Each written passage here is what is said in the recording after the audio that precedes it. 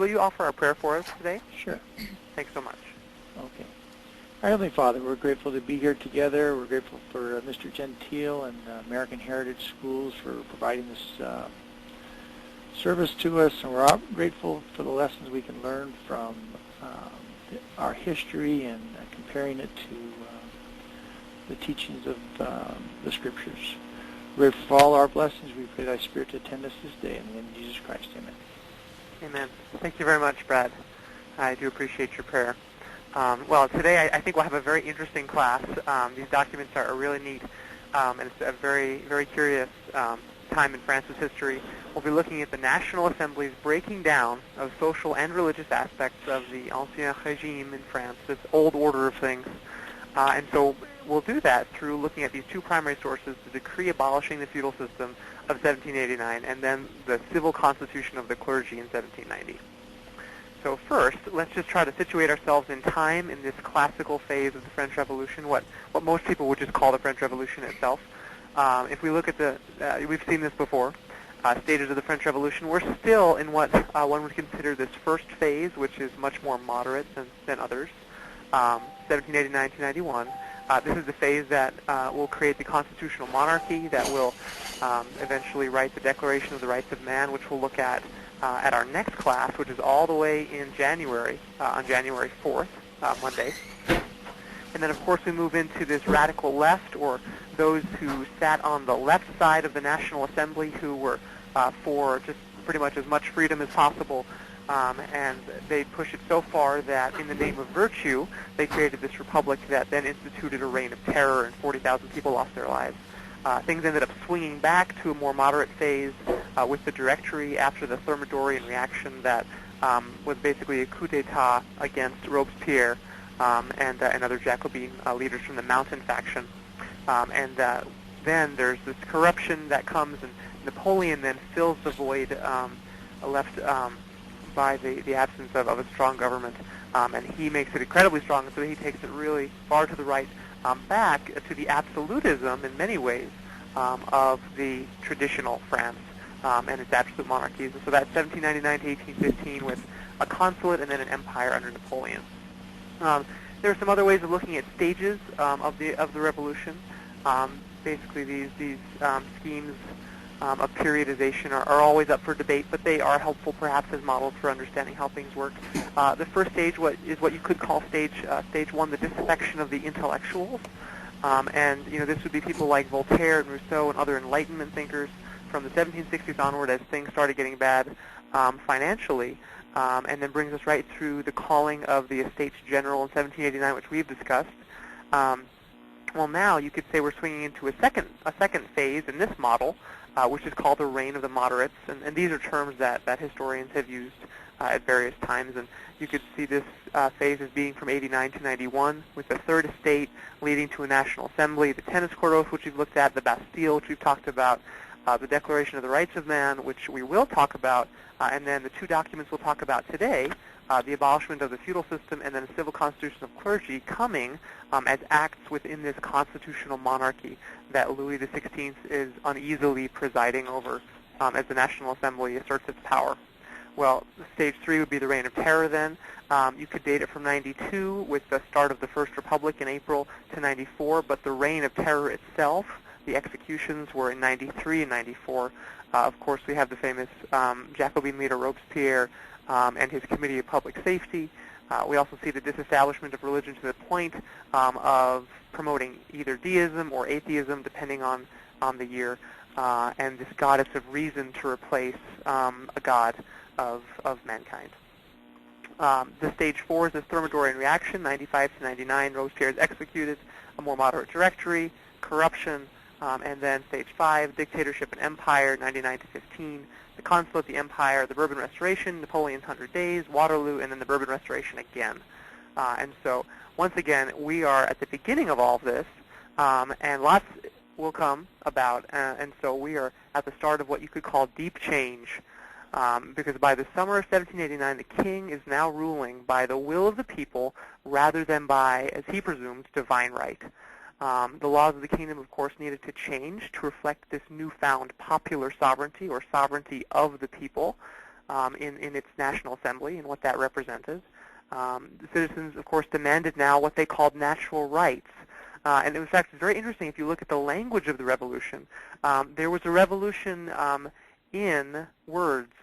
Words like privilege, which before had been very favorable in France because people wanted to receive privileges from the king. They thought of that as just the greatest thing. But now they said, no, no, no, we don't deserve privileges. The government doesn't give us things. We have those as a natural right. And so we assert our natural rights. The government can't give us anything. We are the power behind the government. The government has power on loan. The government is nothing without us. And so it's a very revolutionary sweep. And so that's when we have the emergence of words like citizen. We also eventually, from the French Revolution, will get words like terrorist from the terror, which is interesting as well and something that we have to this day. As we talked about last class, by late July and August of 1789, the peasants were revolting against former lords. So we see this great social upheaval. What was known as the Great Fear was largely unfounded, and this was a fear that incited the action of the peasants, and it was a fear that the nobility was trying to stop peasant reforms. And so the peasants then attacked the chateau of their former lords. They harassed the state managers. They pillaged lords' goods. They burned the records, as we talked about last class. But this is important because as we understand our first document today, we need to know what feudalism was in France in 1789. So first, let's start here our discussion by reasoning. Based on what you already know, how would you describe feudalism? You know, this is Brad. I should understand. I should know that word. But what was feudalism referring to?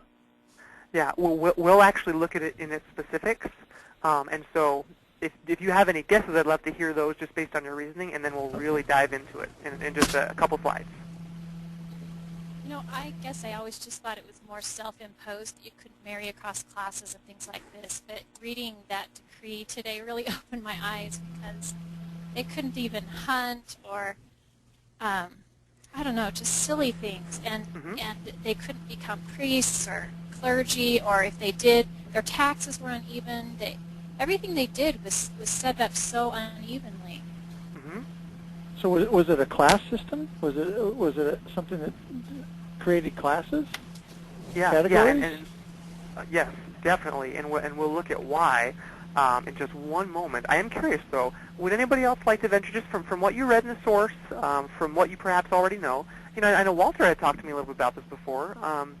What about feudalism, Walter? Would you like to explain that to us? Have you joined? Let's see. Not yet. Okay. I just spoke with him a little bit ago. Any other stabs? I didn't get my reading done, but I thought it was the inability to hold land and that you worked for someone else. They held the land and you worked the land.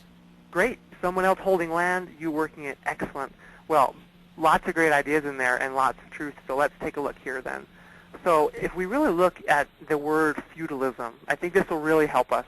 If we go to Webster's 1828 dictionary, keep in mind this is, 40, 50 years removed from feudalism in France. So feudalism in this dictionary means the feudal system. So then you ask yourself, okay, well, what does feudal mean? What kind of a system is it? Well, it's a system pertaining to feuds, fiefs or fees. And so you ask yourself, well, what does that mean? Right? Taxes, in usage, it does. That's right. In usage, we have feudal rights or services or feudal tenures. And so you ask yourself, whose rights, who's giving services, who holds tenures? Well, then if you go back and look at the word feud, which is just another word for a fief or a fee, they all mean basically the same thing. Okay, this is where we start to really understand what feudalism means. Okay, a feud is a right to lands or hereditaments held in trust, or on the terms of performing certain conditions, the right which a vassal or tenant has to the lands or other immovable things of his lord, to use the same and take profits thereof hereditarily, rendering to his superior such duties and services as belong to military tenure, etc., the property of the soil always remaining in the lord or superior. Okay, restate that with one sentence that in our language. Okay, That's actually up for you. That's my question for you. If we don't get it, I'll certainly help out, but I want to hear you think through it first. And I don't mean just you, Brad. I mean everybody in the class. Now that you have more information, what was feudalism? Upon what principles was it based? And here's this helpful definition. What would you say? Well, isn't it kind of like renting the land from them? Okay. From a superior? Sure, Is that what it's saying? Renting. That's a great way to think of it. Renting. A right to lands, okay.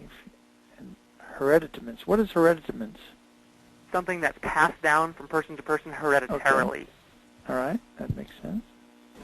My question is, were they prevented from owning land, or did they just never have enough money to get to that place? Great question. So here's where, in France, the peasants were considered, loosely speaking, to own the land that they worked. But they worked on land that was owned at the highest level by a lord. It was as if, basically kind of like Heidi was saying, you renting it. So basically, I'll tell you what they were like. They were like McDonald's franchisees. McDonald's franchisee owns his McDonald's franchise for 20 years, and then everything that he invested in goes back to the corporation, including the land and all the improvements. Okay. Excellent. A great example. Certainly I didn't know that about McDonald's. Thank you so much for that, Brad. Big ripoff. But, I think the peasants felt the same way, right? Because, think of it, if we continue to work through this definition, because I think it is important for us to grapple with it, what principles is it based upon? That you can't own private property. Mm-hmm. It's the principle. A principle. I don't know if it's a principle. Principles I believe to be true. It's a practice that that was set up by obviously a governing few that categorized people like as lords, and made them and their kids. They created some law that would forever protect their ownership of the land and keep the other class always working for them, never being able to move ahead. Mm-hmm. Definitely. Gosh, so, that bugs me just saying it. Uh-huh. How it certainly bugged the peasants too. Definitely. It bugged the peasants as well. I think it's interesting if we look here, Heidi really hit it on the head. I mean, you could say that peasants, quote-unquote, owned land, but as it said here, the very bottom definition, which is just so important to remember, that the property of the soil always remained with the lord or superior. So just like Brad said about these McDonald's franchises. So, you would work the land, but to even be on the land, you would be paying dues. There would be certain rules. As Wendy pointed out, there were different hunting observations. For example, if a fox came across your land, you couldn't shoot it because it was owned not by you. It wasn't your land. It was the Lord's land, even though you worked it, and you could live there with your family, and your family could grow up there, and you could have a little house, et cetera, but you had to meet the terms, just like renting, like Heidi said. So as we think about this, and feudalism has evolved and changed, over the years from, you can think of medieval feudalism versus this French feudalism. But if we look, I want to relate this to some things we've already talked about, because I think spiraling back is a very helpful method of learning and really trying to cement concepts. Those of you who were with us at the beginning may remember James Harrington from the Glorious Revolution and the Commonwealth of Oceana. Who would like to explain what this chart meant as we discussed Harrington?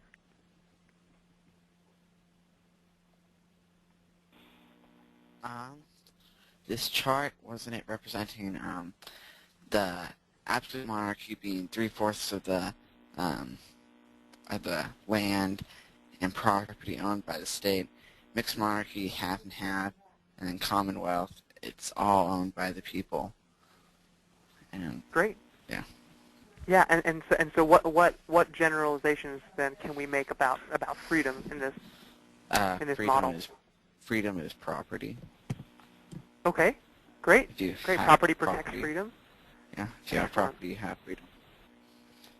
Yeah, and if you look at this continuum, right, from from an absolute monarchy, okay, to a mixed monarchy. Now, keep in mind, okay, think of people like Louis the 15th, the 12th, or excuse me, the 14th, the 16th, right, in France. Okay, now we're going to a mixed monarchy with Louis the 16th. Okay, and now, okay, France eventually will say, hey, we want a republic. Forget the king altogether, and they'll try to go to this Commonwealth. Now, ideally, right, this is how property is distributed in these three different types of governments, according to Harrington. Of course, this is theoretical, but of course it does bear some resemblance to reality. There's less freedom in this continuum, right, at the beginning, and of course you go to, hopefully, the greatest freedom at the end. And so Harrington believed that freedom increases as the people's ability to own private property increases. What do we think about that? Absolutely. We agree with that? Now, Wendy, Yeah. I see Wendy had a question here. I see in the chat log, and so Wendy, basically, the French would say yes, that the Lord owns the land and that the peasants, quote unquote, own the land. But in terms of our modern day definition of owning the land, I would say no, they didn't own the land because they were working on someone else's land and had to pay them dues. Just as if, when I lived in an apartment in Massachusetts with my wife, well, certainly, we lived there, we did what we wanted in the apartment within certain rules, and we were there for, a couple years. But yet, it was never my property, even though I owned the ability to stay on someone else's property for a time because I had a lease. But of course, it was never my land. So what did they call the lord who owned the land? Did they call that owning the land as well? It was different entirely because of this. Basically, because of this notion that it's just so hard, I think, for us to imagine today of this hereditary passing down of land. Most of France, interestingly enough, by 1789 was owned, if you will, okay, by a seigneur, right, by a lord, a feudal lord, and that land had been given to him or his family, who knows when, could have been within the past 100 years, could have been 400 years before. And then we had all these people, hundreds of thousands of people living on the land owned by other people. And so I could be a lord, and I might have 100 families living on my land. And the culture was such that they grew up paying fees. And so they lived on the land. Some of them were born and died on the same land. And so they, in a sense, felt that they sort of owned it, that was their family's plot, even though it was never entirely theirs, because all that time the family of the Lord was collecting the dues. Does that make sense? Yeah. So it's just sort of a different concept than we have today. Was it ever possible for a vassal to become a lord? Great question. That is something that the peasants were, basically the peasants know, but if you look at the bourgeois class, they were able to amass enough money, some of them, for example, the merchants who did well, to start perhaps buying in if they could get into favor with somebody who did control the land. It wasn't like today in sort of a capitalistic society where, it goes to the highest bidder. There were hereditary rights involved, and hereditary decision-making ruled the day. And so, for example, I might have lots and lots of money, more money than a bunch of lords. But if one of them wouldn't consent for me to break in to their old boys club, so to speak, then I couldn't become one. But if they did, then I could. Does that make sense? So it was a society of permission, a society of deference, and patronage. Okay, thanks. Yeah, great question. Okay, well, if we continue to go on then, let's see here. Okay, you may remember that Harrington was part of this Commonwealth ideology, and Frank Fox said some interesting things about it related to holding private property and why it was so important to them, and I think we can certainly relate it to us today. Let's see, Caden, would you read this for us, please? Yes. Thanks so much. Harrington's ideas about a commonwealth were part of what historians call the Commonwealth ideology. Historian Frank Fox explained the following about how the ideology related to property. The Commonwealth ideology led to a fierce occupation with independence. Everything depended on it. The true patriot must think his own thoughts, chart his own course, and be beholden to no one. Furthermore, he must be a man of property, for property alone could guarantee his personal autonomy. This explained why the Commonwealth men were so distrustful of taxes. The power to tax was the power to take property away, the power to destroy independence. Parliament alone should exercise that power because Parliament alone represented those who would have to pay. Okay, thanks so much. Yep. So if we look at this here, right, property alone could guarantee personal autonomy. And then if we look at taxes, right, the power to tax is the power to take property away and the power to destroy independence. What do we think about this? Well, you know what? Oh, sorry. Go ahead. I'm just going to, personally, I relate this. I mean, even today, I have a home and it's on a piece of property, but if I don't pay those taxes that are due, I mean, in essence, most of America is involved in the feudal system because the property that they own is still the public burden. There's a tax that we have to pay for the public burden, for services. And if we don't pay those taxes, they will take our stuff away at gunpoint and sell them at auction. And so, at the end of the day, we are still living under characteristics of the feudal system. Back to you. Our property taxes are our rent. Yeah, excellent. Is that Lori? Yes, hello. Hi, Lori. How are you? Good. Good, good. Thanks so much for that. Appreciate the comments. Well, if we relate this then to something else we've learned in the past, because remember, the French read these things just as we have. Cato's letters, certainly check them out if you haven't had a chance to read them. Trenchard and Gordon.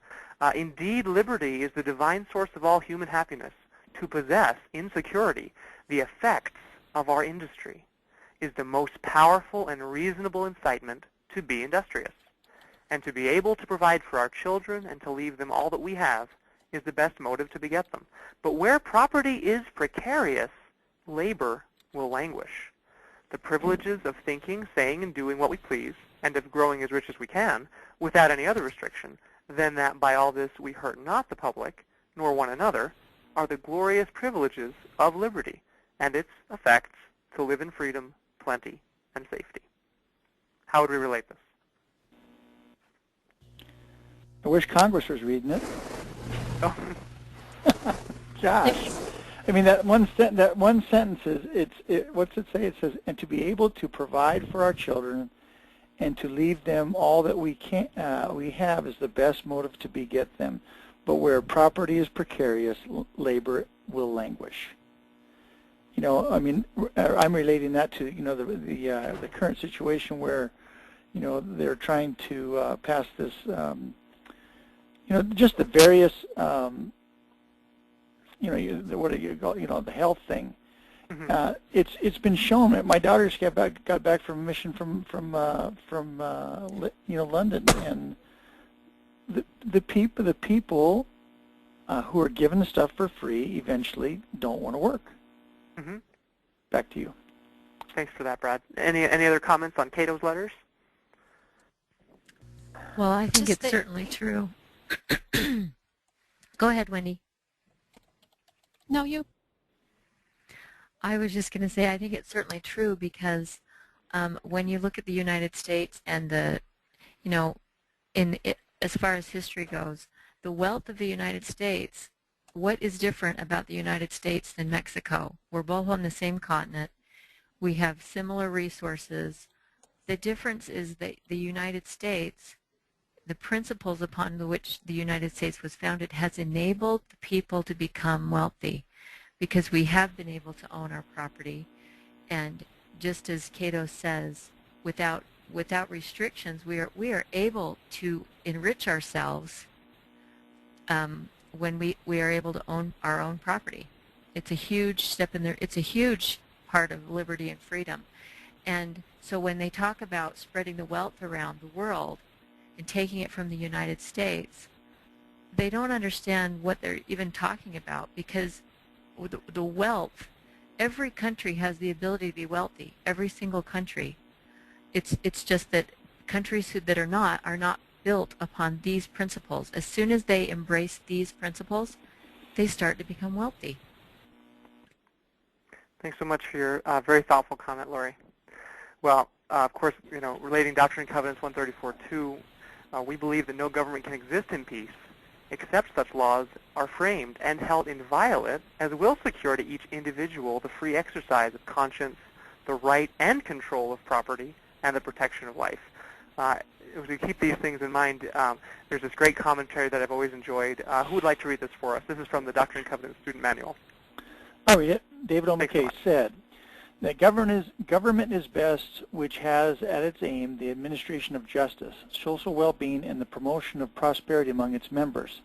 He also said that we must recognize that property rights are essential to human liberty. He cited George Sutherland, who became a United States Supreme Court Justice. The individual has three great rights, equally sacred from arbitrary interference: the right to his life, the right to his liberty, and the right to his property. The three rights are so bound together as to be essentially one right. To give a man his life, but to deny him his liberty, is to take from him all that makes life worth living. To give him liberty, but to take from him the property which is the fruit and badge of his liberty, is to leave him a slave. Thanks, Brad. What do we think about this one? How would we relate it?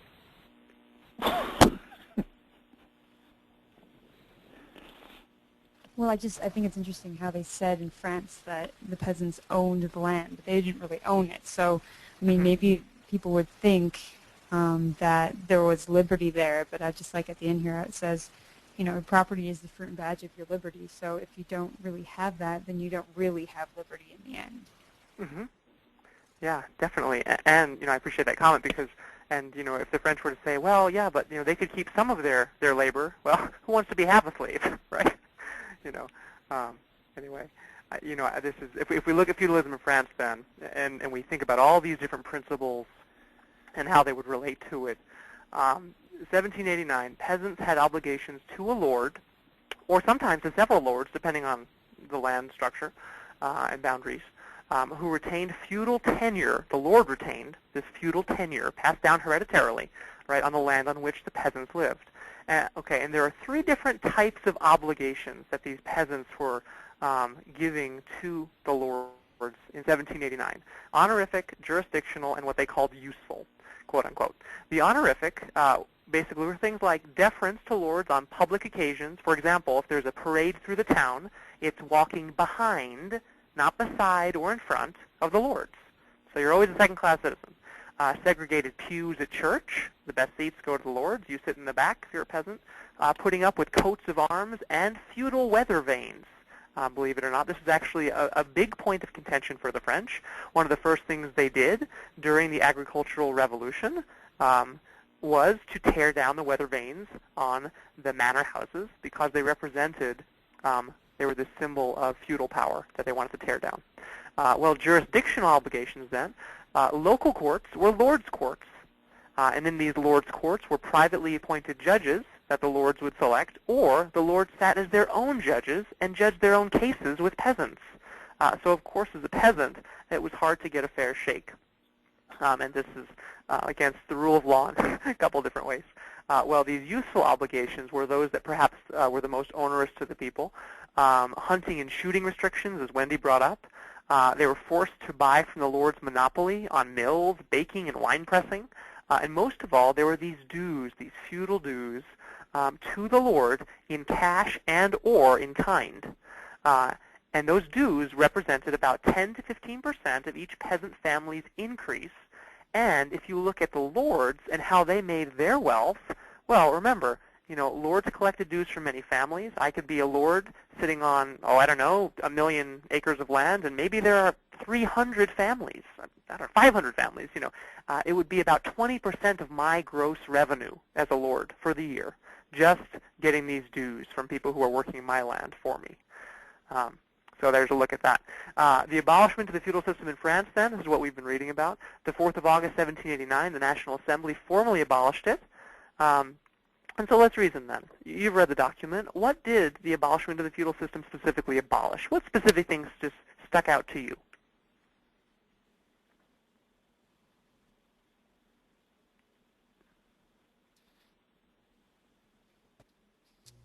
To me, some of the most grievous were like maybe number 11. All citizens without distinction of birth are eligible to any office or dignity. Mm-hmm. Thank you so much for that one, Wendy. What else did we see?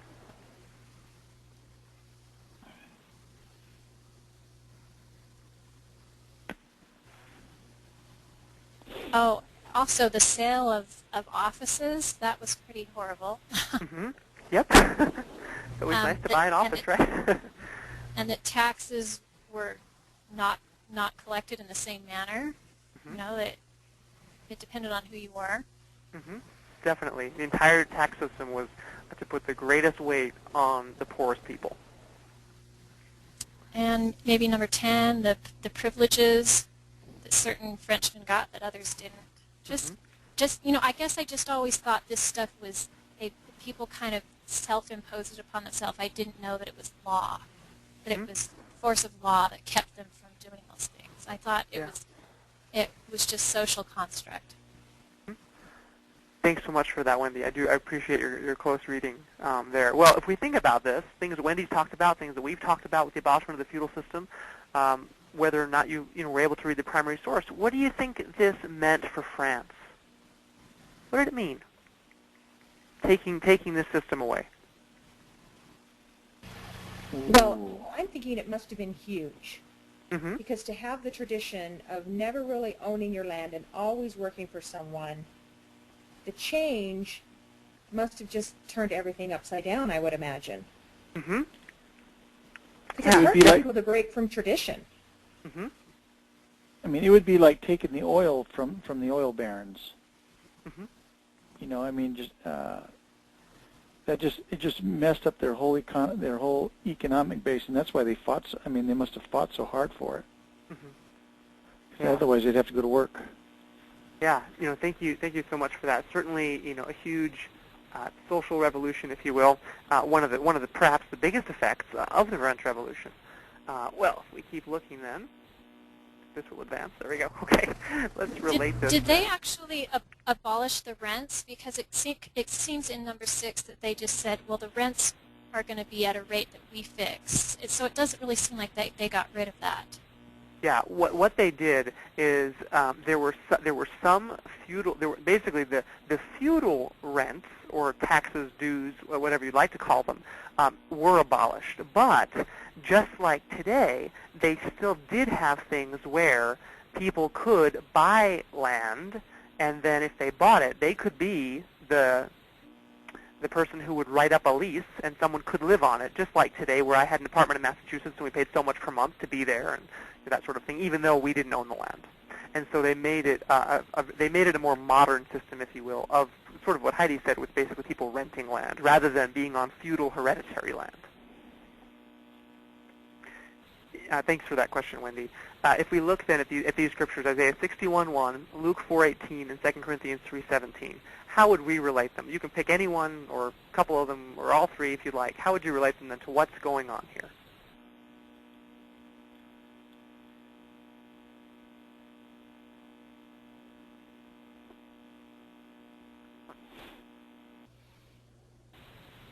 I just think every spirit that comes to this earth, it doesn't look like it, looking around at people, but everyone who got here fought the war in heaven. All of us are endowed with a desire for liberty and freedom, and that this is a natural instinct that is occurring here with the French people because of who we are in the spirit world. Thank you so much for that. I really do appreciate it. These scriptures have always really spoken to me, and they took on new meaning as I was thinking about, this abolishment of feudalism, deliverance of the captives, the opening of the prison to them that are bound, the spirit of liberty moving on the people, as Wendy said, something that they did fight for, even though they can't remember it because of the veil, but it is within them. Thank you so much for that. Well, if we look then at another very interesting case Let's look at church and state and the National Assembly. This was eye-opening for me. Between 1789 and 1790, the National Assembly abolished the collection of tithes and confiscated church lands for the state, the nationalization of church lands. It also interfered in church affairs by reducing the number of bishops from 135 to 83, making dioceses correspond to a department, making citizens elect bishops and priests, and vowing to have the state pay the clergy, putting clergy on state payrolls. It also enforced these changes, and then many others, through a document called the Civil Constitution of the Clergy, which you have read. If we look at this, what's going on? And what does this mean for France? This is so interesting to look at all these things the state was doing. It sounds to me like communism, or a step in that direction, because communism in the Cultural Revolution in China, basically everything was confiscated and there was no more freedom of religion, not that there really was in the first place, but everything, including religious buildings, religious institutions, is for the better of the state. And that that in my view is more of a communistic, godless kind of a movement. Yeah, thanks for that, Lori. It's interesting if you look at this. You look at the history of France. Hundreds and hundreds of years. We have the Catholic Church, Roman Catholic Church, controlling so much, and so we almost have the church controlling the state, which of course was unhealthy. Well, now we've swung the pendulum in the other direction, and we have the state controlling the church. Imagine if suddenly the government said, okay, Mormon Church, no more collection of tithing. You don't own any more land. It becomes government land. Oh, you can't have 12 apostles. You can have 9. You can't have 5 quorums of the 70. You can only have 2. Rather than the bishop being chosen by inspiration of the stake president, well, we're going to have a popular election, et cetera, et cetera, et cetera. And not only that, we're going to put all of the lay clergy of the Mormon Church on state payrolls, so that way we can have a hand in what they're doing. This is truly this is a big deal, right? If we look at this, and just as Lori said, we see a shift, right? Because we see, you can fault Catholicism for a number of things if you like, but at least we have people who are trying to worship Christ, who believe in a God. Now we have a state taking secular control over religious matters.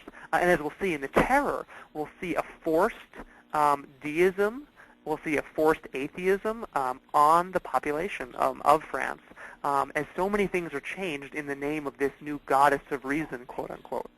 So this is a very interesting time. Well, as you read the CCC, what other specific changes did the state make to govern the church? Did any others stick out to you? Did you already mention that bishops would be chosen by election? And their term of office, and that they're supported by the nation, and what their salaries would be. And then what would happen if they were absent. I don't know, I just couldn't help thinking, wasn't this the same year that our Bill of Rights was waiting to be ratified? Why did they just... Well, this was the same. This will be very interesting as we tie it into the next lesson. It's about basically France's combined Declaration of Independence and Bill of Rights in his Declaration of the Rights of Man. It'll be very interesting to look at what that declaration says, and see that this is going on the same year. So yeah, this is interesting stuff. Well, thanks for that, Wendy. I appreciate your good reading. Well, if we look at this then together, what does the Civil Constitution of the Clergy have to do with principle number 4 that we teach here at American Heritage School, and perhaps the principle that's closest to my heart, that conscience is the most sacred of all property? It gets rid of it. What does this mean for those of you who've been quiet for a little bit? Conscience is the most sacred of all property.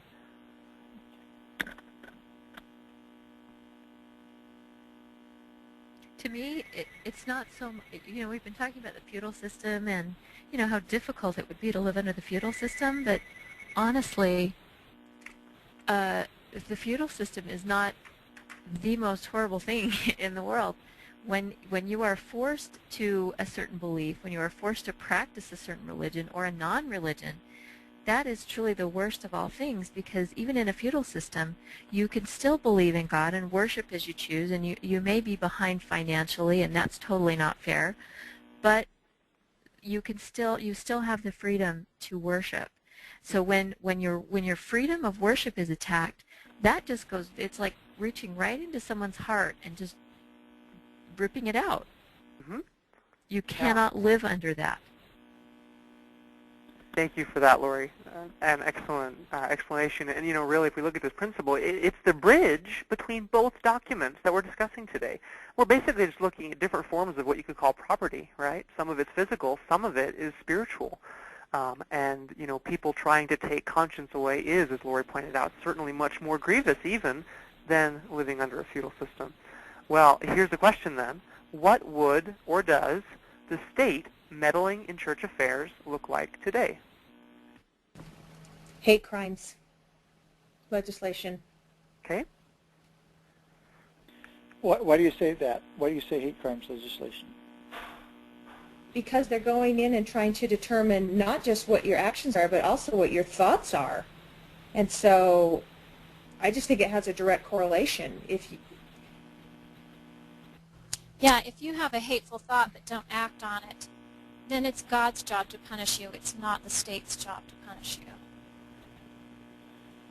But also, if you have an act or if you have a thought against a certain group of people, you can be, well, for example, Heidi said hate crimes. Well, what is, if you do not believe in homosexuality, if you believe that that is a violation of the laws of God, that can be considered hate speech or hate thought.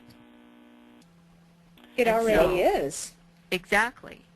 So people can't state their beliefs anymore. I was just reading an article today, it may have been on Nathan's website, Lori, that talked about a professor that had said some things against homosexuals, and he had to write an apology to this group or some, I don't know what specific group, but he had to write an apology, and he can't say those things anymore. So you basically get shut down in your beliefs, because really Christians are the only non-protected group anymore. We're not protected. I think animals have more rights than Christians do. It's getting pretty scary. Well, let me ask you a question. What would happen to that professor had he not written the apology? Oh, I'm sure he would have been fired. So they take away his ability to earn money. Oh, absolutely. They already can do that. That's pretty strong. Yeah, it's already kind of in place with the whole hate crimes legislation. If you speak out against, say, for instance, homosexuality, since that's the big thing right now, you can certainly be denied a job, because you will be considered what? How would you say that? Hater. Yeah. do the hate crimes? It's against the law. You're breaking the law. What if you speak out against Christians? Well, there's no protection for us. That's what I'm saying. We're the ones that don't have protection anymore. Okay. Well, tying in very well to a lot of what you're saying is Elder Dallin H. Oaks here in his talk, Religious Freedom, from just this year. He said religious freedom needs defending against the claims of newly asserted human rights, the so-called Yogyakarta principles, published by an international human rights group, call for governments to assure that all persons have the right to practice their religious beliefs regardless of sexual orientation or identity. This apparently proposes that governments require church practices and their doctrines to ignore gender differences. Any such effort to have governments invade religion to override religious doctrines or practices should be resisted by all believers. At the same time, all who conduct such resistance should frame their advocacy and their personal relations so that they are never seen as being doctrinaire opponents of the very real civil rights, such as free speech, of their adversaries or any other disadvantaged group. So how would we relate this?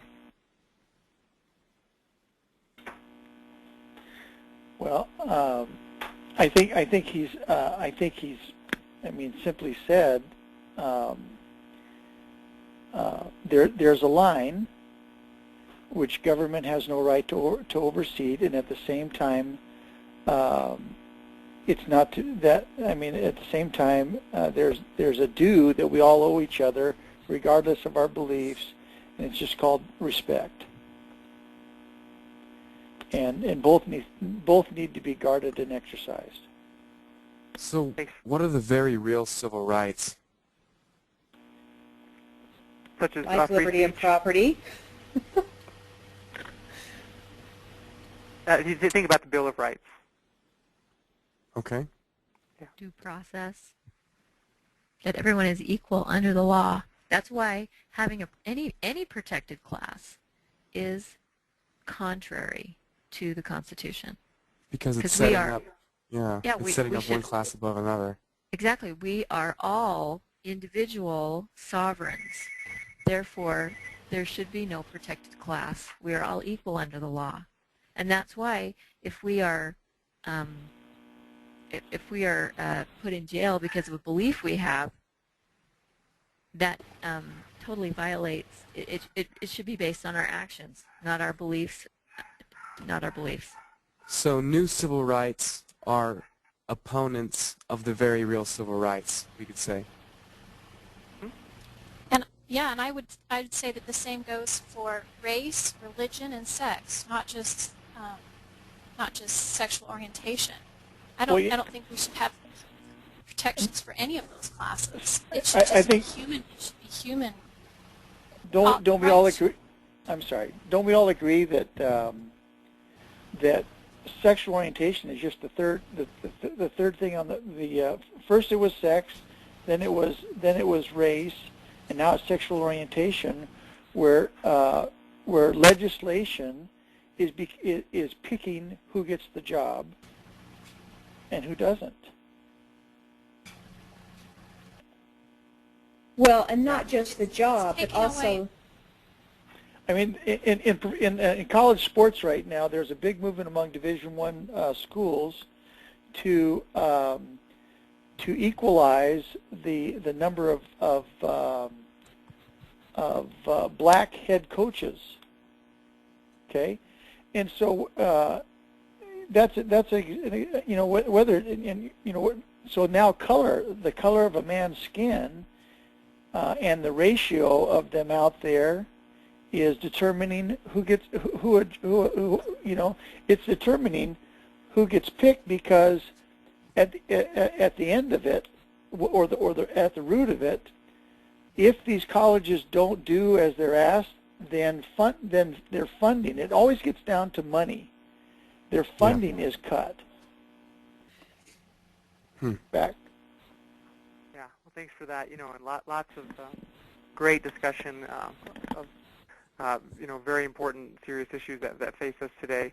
If we go back to France for a moment, and we look at the reaction to the civil constitution of the clergy, just like perhaps among us, as we've been discussing, it did provoke a tremendous uproar. The Roman Catholic Church didn't like being subordinated to the state. The Roman Catholic Church didn't like the Pope's jurisdiction being limited by the state. And the Roman Catholic Church thought that the state shouldn't govern in religious and personal spiritual affairs. And so it was interesting because as the civil constitution of the clergy became enforced in France, the clergy was forced by the government to take an oath of allegiance to the state's reorganization of the church in France. And clergymen were forced to choose between their church or their state. There was a 50-50 split, if you look at the numbers, between what the French called jurors and non-jurors. And Pope Pius VI, who was the Pope at the time, certainly condemned the CCC. Well, it was interesting because, as Colin Jones has said, this oath of allegiance to this act turned into a kind of national opinion poll on the French Revolution, as parishes pressured their priests into voting either for or against it. And if you look at the geography of the vote, it was very interesting, because this has a lot of bearing even today if you look at the voting trends in France. Northern and western France were the strongest Roman Catholic areas and rejected the oaths. These areas remained in favor of the church and tradition throughout the Revolution. Southern and eastern France were weaker in the faith and accepted the oaths. These areas continued to be more secular or in favor of the state and Republican throughout the Revolution. And it's interesting if you look at the areas with the highest concentration of believing Roman Catholics in France today, it's still the northern and western parts of France. Well, of course, I think I know the answer to this, but I would like to hear your reasons. If you had been a priest in France after the passing of the CCC, would you have been for it or against it? Explain. Well, I think that depends on whether you are a person that's more concerned with keeping your job or more concerned with your right to your own conscience about your beliefs. Mm-hmm. You know, following your conscience. Yeah. Thanks for that. It's interesting to me. That's a great point. Well, it's interesting to me, too, that so often those that follow what the government establishes is really, I don't know, I guess you could say in the wrong in so many sense. It's just, you know, I don't know. Just think it's interesting. Well, you know, I mean, economics is a huge motivator.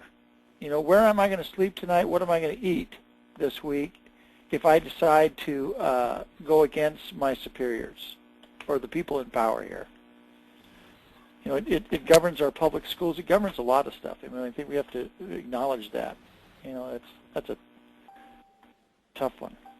Well, I've wondered if we'll ever reach a day where, if we stand up for our Christian beliefs, if we'll be out of jobs too. Well, I think that's what Dallin Oaks was predicting in that last quote. There will come a time when, if we don't allow them to fully participate, homosexuals to fully participate in our religion and our temples. I don't know. It just seemed like he was warning us of things to come. Yeah, thanks for that segue, Wendy. Because let's end here with Elder Oaks with his words of counsel. He said we must not be deterred or coerced into silence by the kinds of intimidation I have described. We must insist on our constitutional right and duty to exercise our religion, to vote our consciences on public issues, and to participate in elections and debates in the public square and the halls of justice.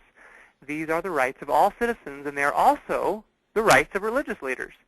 While our church rarely speaks out on public issues, it does so, by exception, on what the First Presidency defines as significant moral issues, which could surely include laws affecting the fundamental, legal, cultural, moral environment of our communities and nations. We must insist on our freedom to preach the doctrines of our faith. Why do I make this obvious point? Religious people who share our moral convictions feel some intimidation. Fortunately, our leaders do not refrain from stating and explaining our position that homosexual behavior is sinful. We will continue to teach what our Heavenly Father has commanded us to teach, and trust that the precious free exercise of religion remains strong enough to guarantee our right to exercise this most basic freedom. I do want to just close by adding my testimony. I do believe in Doctrine and Covenants 138 and 21:5 that whether by mine own voice, this is the Lord's voice, or by the voice of my servants, it is the same. And that also, for in his word, this is the word of the prophet Joseph Smith specifically, or living prophets, you could relate, as if from mine own mouth, in all patience and faith. And I'm grateful for living prophets. I'm grateful that we are led by modern revelation and that we have priesthood on the earth to guide us. And I am grateful for our conversations today, for all of your great relating, for the discussions that were very thoughtful. And thanks so much for that. This will be our last class of 2009. I hope to see you all back again with us 2010 on Monday, January 4th, where we'll discuss the Declaration of the Rights of Man. Thanks so much, and have a great day. Okay, thank you, Mr. Thank you. Okay, bye. Bye. Merry Christmas.